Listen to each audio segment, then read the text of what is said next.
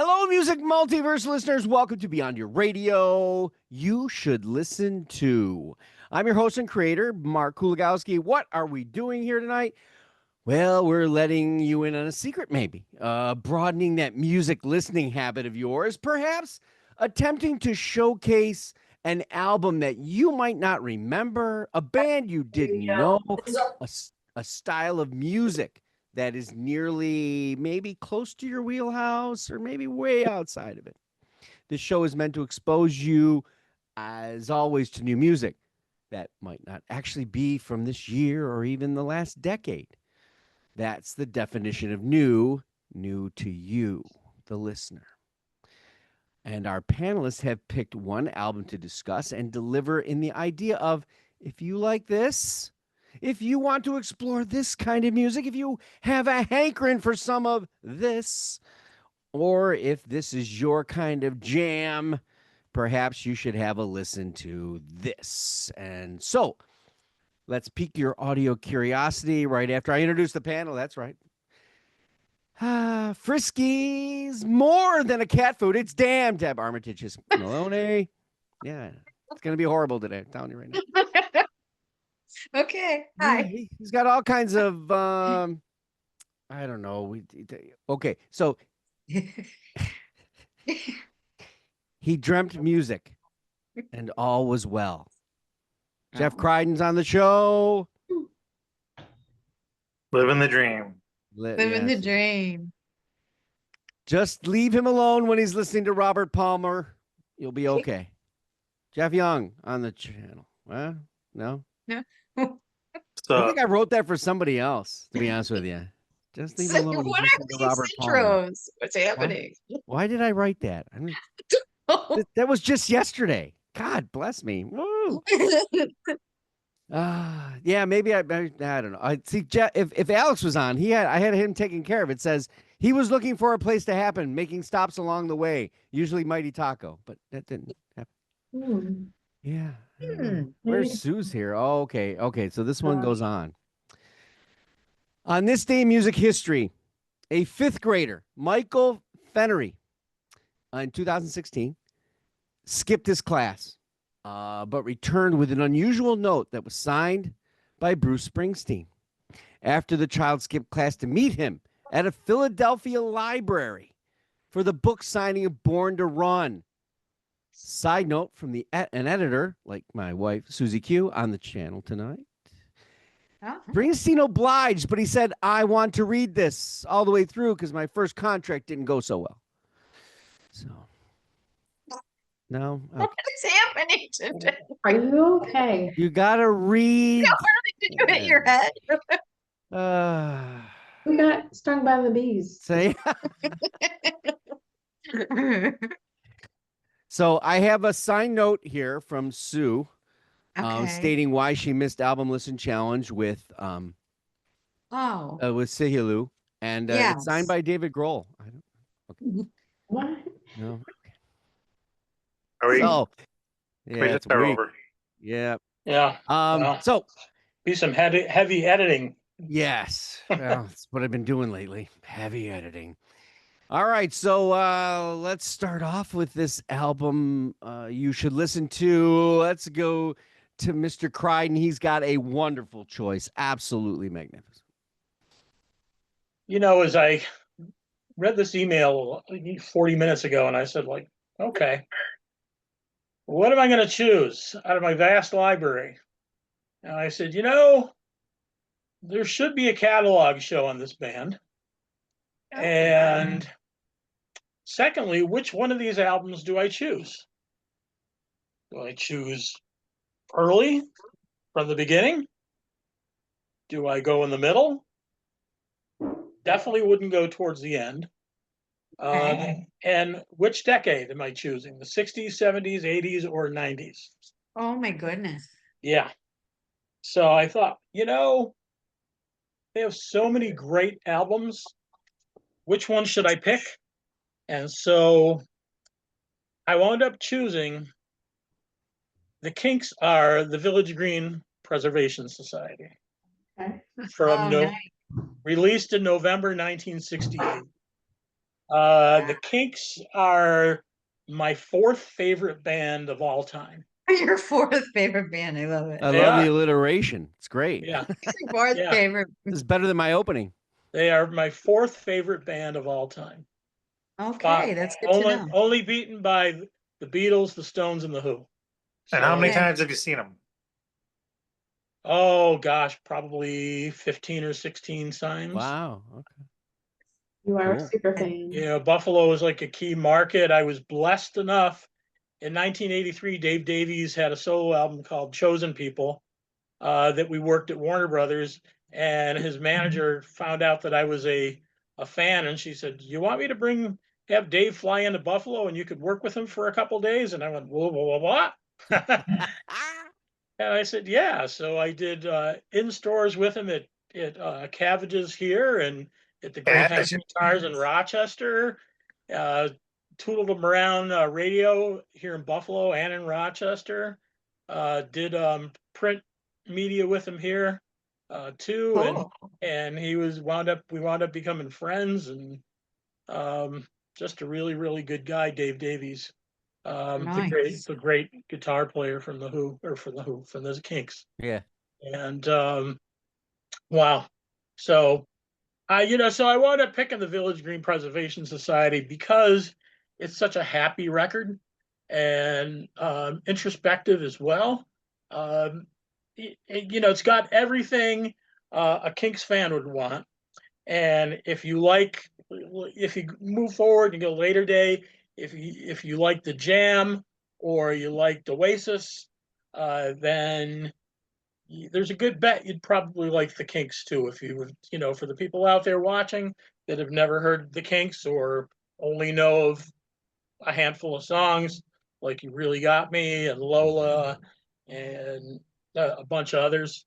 But this album's a gem.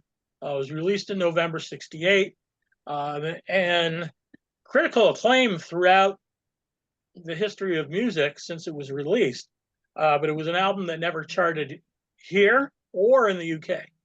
And as great of a record as it is, never had chart success. From the title track, and we've heard a couple of the songs on this album during commercials. That's right. Oh. Yep. If you know the song "People Take Pictures of Each Other," it was like a Yeah. camera, a film commercial. That was it. Picture Book. Oh yeah. That song made TV commercials as well. But Last of the Steam Powered Trains is great. Big Sky, Animal Farm, which he got that title off the George Orwell book. With a candle spark that we called out home. I want to be back there among the cats and dogs and the pigs and the goats on Animal Farm, my animal home, on Animal Farm, my animal home. Sure did. It's just phenomenal. And then songs that were part of that whole recording history during that album, but they recorded other songs, like great songs, like the unbelievable song called "Days." If you've never heard that song, you need to. Mr. Songbird, Polly, some songs that Dave Davies wrote that was maybe going to turn into a Dave Davies solo album that never came out. But the Village Green Preservation Society, and the year that it was released in November '68, so it was up against the Stones' "Beggar's Banquet." It was up against the White Album. It was up against many other like phenomenal records, but this one's matches right up there with the best of the day. One of the best albums of 1968, I would say. Cool. So there you have it. Anything about that? What the cover, the title? The Kinks are the Village Green Preservation Society. That's just I don't. Why? Does it have a meaning? I'm wondering if how does. Well, the area of England Mhm. that the Davies brothers were from was Okay. Village Green. All right. They've sung about Village Green on other records too. Okay. I was trying to that's something I had that in my head and I couldn't come back to me. Just so you know, another big guy had an album there. I don't know, it's the greatest guitar player of all time. Bullshit. Jimi Hendrix had Electric Ladyland during that Yeah, time. right, So yeah. yeah, and Another great album. yeah, the band. Music Yeah, from the Big band, Pink. music Yeah, from Big oops, Pink. Yeah. oops. What year did we release that in? Really bad. Oh, did Aretha Franklin have Lady Soul? Yeah, maybe. Okay. Yeah. The Yeah, Doors those are had some- Waiting for the Sun. I feel like the Kinks are one of those bands, and I don't know how many there are of these bands, but they're like, even if they aren't global like the Stones or anything like that, like there's not anybody who listens to music who have heard the name the Kinks that don't automatically agree, I think, that Mhm. they are so relevant and they are good. Like no one ever says the Kinks suck. Yeah. You know, they just Right. are the Kinks. Yes. Mhm. Yes. Well, Exactly. there was a saying in the mid-70s, God save the King, Kinks. God save the Kinks, and I was waving that flag. Yeah. Although that was during the part of their RCA recording history, which was Was it? maybe a low point for them. Some of their records weren't their best in their catalog. But come on, Dave Davies, Mhm. that guitar riff where you really got me and all day and all the night. How many times was that copied and Yeah. influenced? Father Christmas. Yes. Yeah, Father Christmas. The Poor Mark. album that preceded this album, Something Else by the Kinks, had a classic song, Waterloo Sunset, another classic song, Death of a Clown, Oh. another classic song, David Watts, which the Jam had a hit covering it. Okay. And it was followed by the Arthur album and my favorite Kinks album, Lola versus Power Man and the Money Go Round and Muswell Hillbillies. It's just Ray Davies, one of the great songwriters in rock and roll history, and Dave Davies, one of the great guitar players of that. Yeah. Yeah. You can see what he's doing here, right? He's pushing for the catalog review show. It's what. Yes, he is. But my album for it's today happening. is the Village Green Preservation Society. Nice. Go listen to it. Nice pick. Mhm. Susie Q. Okay. So, all right, a few things. The Who came up, and I think over the weekend, I just wanted to say, I'm sure you all might have seen it too, but Tedeschi Trucks Band played with Eddie Vedder, and they did The Seekers, which was pretty good. I thought it was a good version. And then since this is a You Should Listen To, since I did miss the Sigaloo interview, which, by the way, Deb, Mark, Roseanne, Alex did a really good job. The band was great. I loved hearing them and learning about them. And they are a really good band. So that's not my album tonight, but you should watch that show and you should listen to the album. Yeah, Yes. it's one of those to watch while you're having dinner, like a 3-course, 4-course meal, because it's an hour and a half. It is. Wow. They really have a story to tell, though. I'm listening to it during surgery. Well, and do that's that. relevant, to be honest with you. Yeah, one's a doctor. Yeah. But so I was looking for something new and different because I like to do that since I have to do this, exercise. And I'm always looking for new blues, female blues. And I did ask Mark if I'd done this one before because I have such a hard time finding ones that I really connect with. And again, like, I don't know, everything kind of aligns, I think. Everything perfect, timing is perfect or whatever in the world. But going to see Elbow from England, and then I found this artist. So if you like Susan Tedeschi, for sure. If you like Bonnie Raitt, maybe a little bit touches of John Mayer, Stevie Ray Vaughan sound, then you might want to check out Joanne Shaw Taylor. The album I'm going with is the blues album, but she's got a bunch. I just went with this one because I happened to be out for a walk and just clicked on it.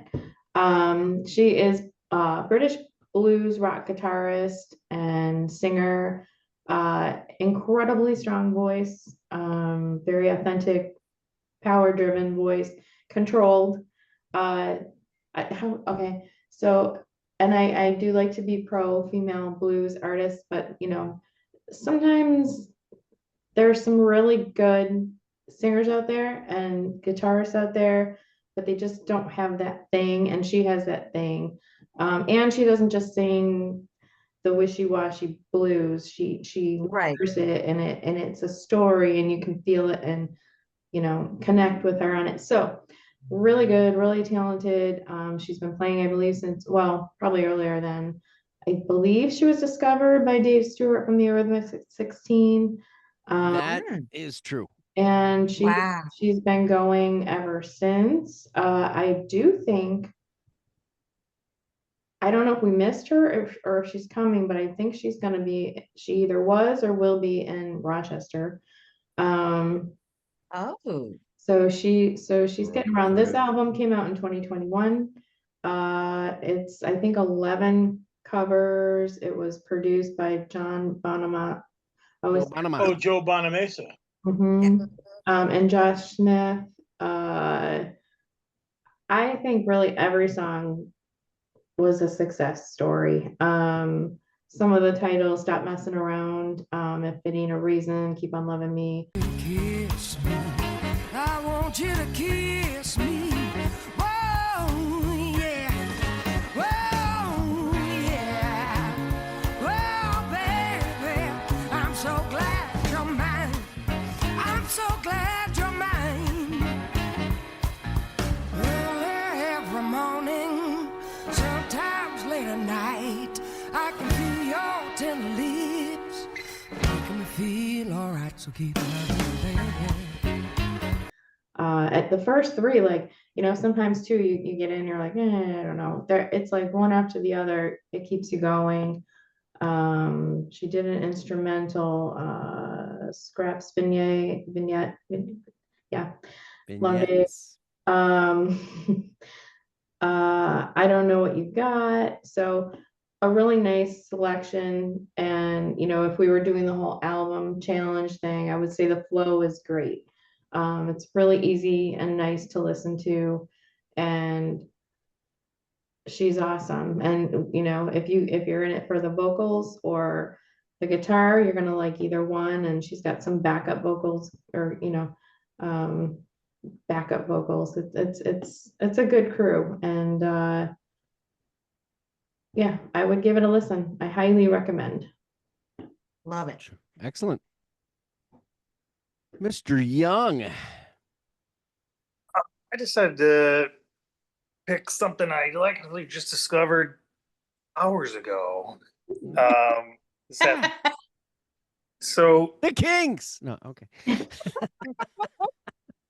this guy, Matt McNerney, is a guitarist, singer, and songwriter for the band Hex the Vessel, and the lead singer of Grave Pleasures, which was formerly known as Beast Milk, out of like Finland. But he also came from bands called, like, different other bands and other, like one called The Code. But what's funny is he's got 2 albums that released in the last couple months. So the first one is with this band Hex Vessel, which is not the band I'm going to talk about, but they're a little bit different. Than he just came out with a band called Scorpion Milk, debut album called Slime of the Times. So it's like a bright red cover. I started listening to it. It's the best way I've heard anyone describe it is doom and gloom that you can dance to. So That's you. or I also read it was corrosive and defiantly danceable songs for the end times.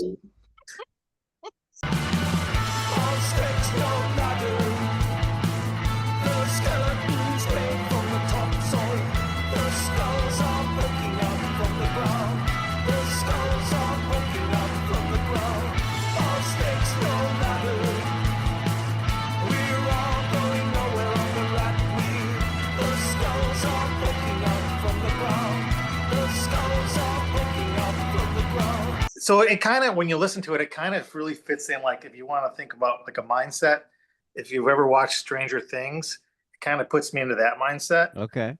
Um, which, by the way, that show has a ton of great music in it. Mhm. But for me, growing up even to this day, I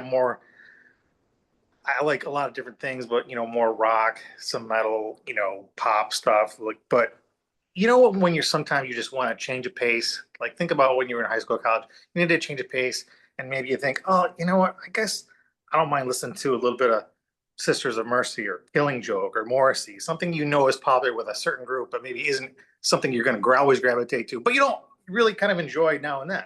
That's kind of what this sort of is to me.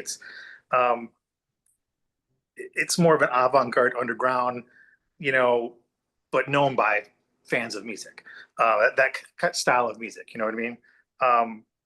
But the first track, all the fear that money can buy, it really does. It's just good. It's got like a kind of a good echoing guitar. The vocals good. There's some change up in the vocals. It really kind of reminds me of like, I'm trying to think here. I have kind of like the bass line kind of rumbles more kind of like a Joy Division song. And I know that this particular artist is really influenced by Killing Joke. And then also like some of the vocals, I guess, have more of a moody tone, kind of like maybe like a Susie and the Banshees type thing. But I was really like delighted, like surprised that I found something that actually I think I want to listen to again. It's like usually you click on something, you listen to the first couple tracks, like, all right, that's good enough. But I listened to the whole thing at least 1.5 times, and I'll probably listen to it more. And I started, going back into the catalog and trying to find some things, but none of it really, I think, as good as this particular one. Just really kind of caught my attention, and it's good. It's good musicianship. And it's not like so doom and gloom that it's not your typical stuff. It's just good. You might, I think it's more kind of a throwback as opposed to like super new music, but it's just done well. Yeah. So dance or groove? Are we Monster Magnet, or are we like Depeche Mode? I would definitely say more like Depeche Mode, Killing Joke type thing. It's it's definitely more of a. I mean, I hate using the word doom because it's not that. Yeah, dark. well, I knew you were. It's like a darker alternative, Yeah, but when you gave the titles, I'm like, I guess the best way I would describe it is European. okay. So it's Depeche Magnet. Yeah. Depeche Magnet. The when you named the band, I'm like, oh, we're gonna go sleaze metal or something. Yes, I know. But that's not it. I love it. So yeah, Scorpion like Jeff, Milk. I that don't know why it's called Scorpion related. Milk, but that's what they named it. But Would you say, Sue? Oh, well, no, I didn't want to talk over Jeff. I'm just saying, I've never heard Jeff say that he was delighted by anything. Well, I'm thinking when he's talking about doom Jeff and delighted. I wrote it down. Jeff delighted. Jeff was delighted. I didn't write down the name of the band. No, just that Jeff Or was I just wrote delighted. Jeff that's delighted. because it's doom. It's dark. It will delight you. Yes. Oh, You need to do like, that. yeah. You need to like do a review of them. They're gonna see that and be like, Well, Jeff is delighted. maybe we This get guy's maybe- he's a pretty accomplished with a lot of different bands. He's got a long history, a long career. Oh. He's just not super well known over here, at least not by me. Yeah. Wow. Everyone's going overseas tonight. Is Damn going overseas? Well, I just have to say, I was really afraid you were going to have me follow up Jeff Crichton because the Kinks and it's fun and light and da. Because mine isn't so much, but I'm glad I'm following Jeff Young because now good. mine doesn't sound so horrible. No, mine is right in my wheelhouse for what I'm feeling today. And if you like somebody that's been influenced by many different artists from different genres, like Johnny Cash to Lil Wayne to Manchester Orchestra. That's a pretty wide range, right? If you like newer bands that are like Mumford and Sons or Judah and the Lion, AJR, AWOL Nation, Mount Joy. Okay, you got that. If you like listening to somebody who writes songs from personal experiences, and somebody that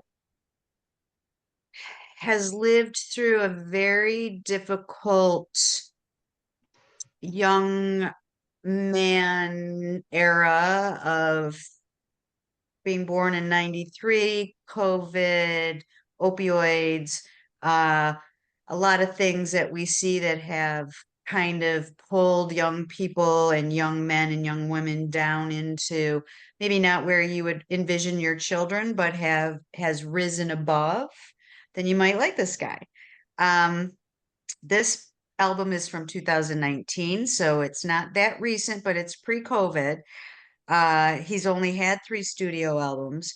He had 1 acoustic album, 1 EP, and then did a stripped down version of this album that I'm going to have you think about today.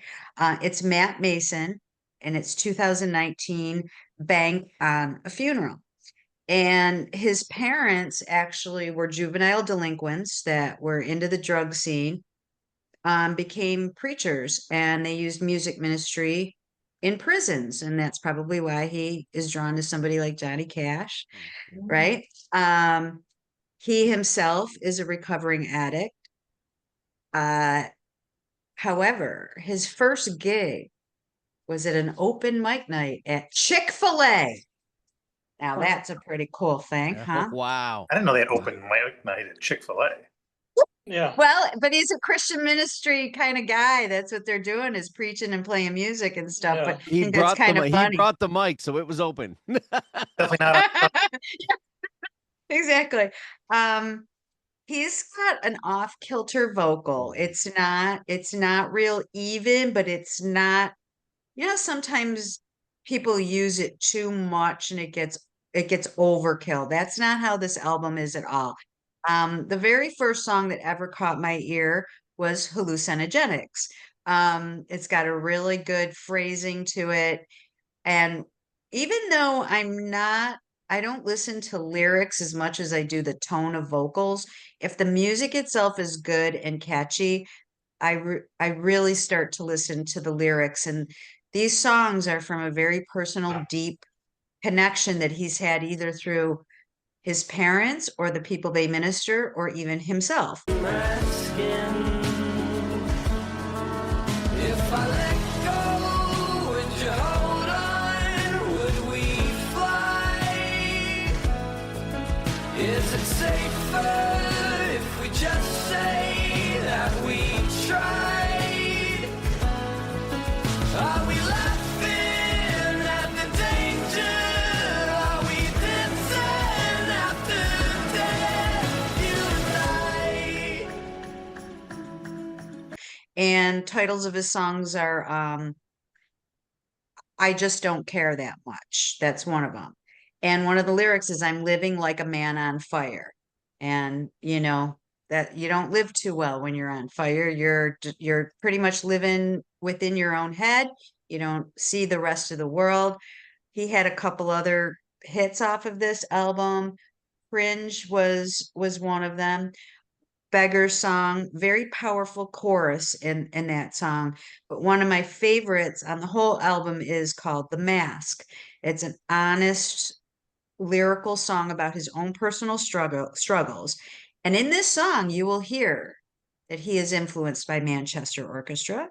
I think if Man. you might not catch it on your own, but if you know that those are his influences, you'll go, oh, and his songs, the flow is good on this album, but they're different enough that you don't just think it's the same droning on alternative indie stuff that just doesn't go anywhere.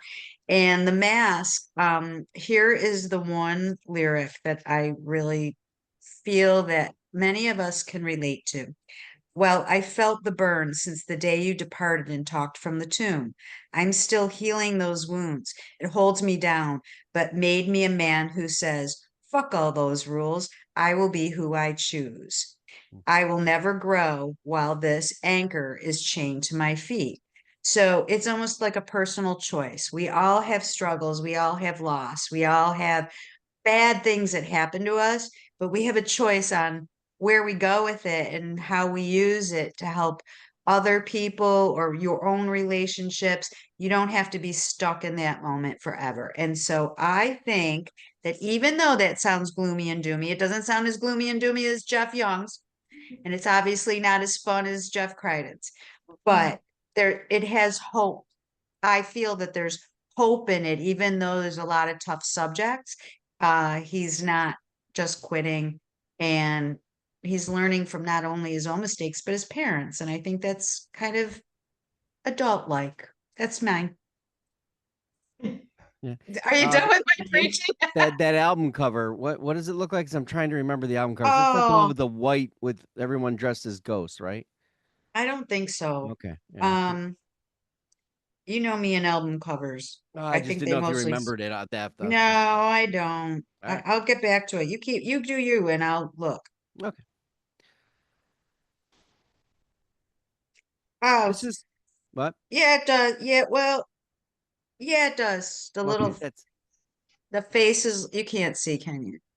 no, but Well, okay, it's probably the one I'm thinking of. I just okay, yep, that's the one. the face is looking down. Yes, yeah. It's Yeah. not the ghost one, yeah. Okay. So I'm gonna do this, and it's gonna come around to something, but Oh no. bear with me on this. This is gonna be difficult. Okay. Is your diet 90s soaked?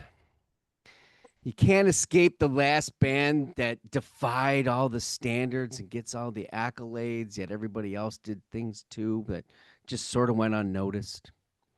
Do you find your listening space taken up by raw distortion? Vocalists that seem to be more worried about disturbing the peace rather than what they've done to their own pitch?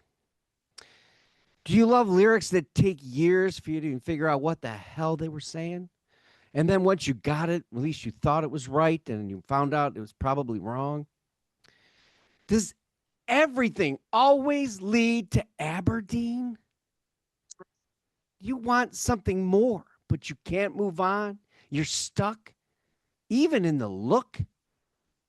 Generation X, Yes, whether yeah. Oh wait, no, sorry.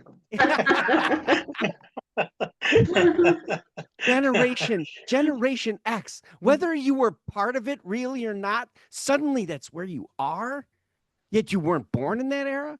Yet you're wearing the shirt. You're locked in your bedroom. That poster stench on you. Even it's not poster stench. It's poser stench. Poster. I didn't know you were going to be looking into my skull. Yeah, and you've even showered, but you smell like it. You want to break free, but everything you listen to comes back to it. Fecal matter. You were desperate and even went to Flipper. Help me, Rick Rubin. Don't ask Rick. He was a Flipper guy. He covered Flipper songs. He might even started all this crap, and he didn't even get any notice just starting it all. Flipper. Only I can help you. All right? I am the cure, and I have the cure for your Seattle repeat pilgrimage. A way to finally reach that dollar bill and clean yourself up and put some respectable clothes on, damn it. Is it grunge? Never mind. That you need a cello. You need a classical experience. You need Redi Hassa, and an Albanian cellist and composer. Music is life. It's in the air I breathe. It's in the water I drink and the ground I walk on. It is direct channel through which I can express my deepest feelings. And he is deeply connected to the grunge movement, as is his classical crossover and bending of his cello, which is his weapon of choice.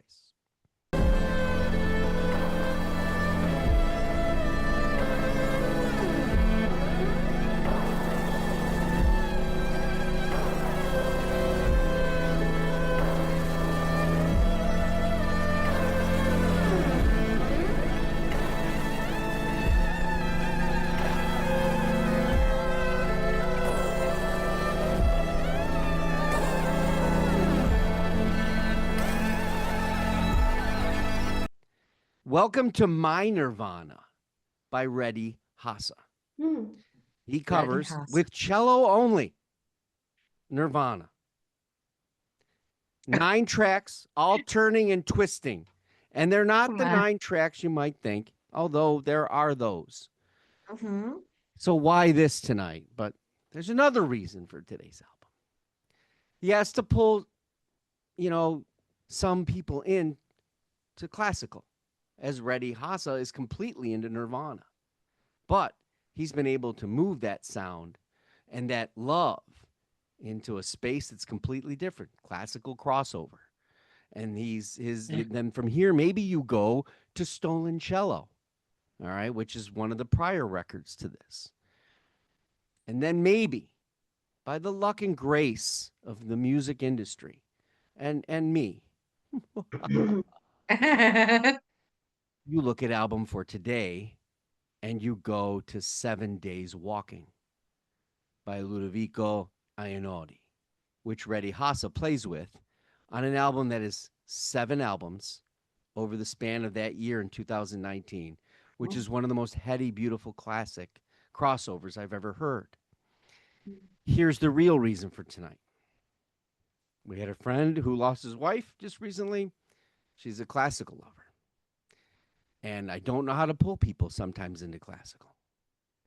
I believe that this is one way. Find your way to something of this nature through an artist who takes and does those covers, and because classical can be a wonderful place. And as the 7-day walk that this 7 days walking is 6 hours and some odd minutes long, it has that majesty, that life, that thing, and that for any friend, for anybody walking this, whether you're lost or trying to find something or have found something, it's still there.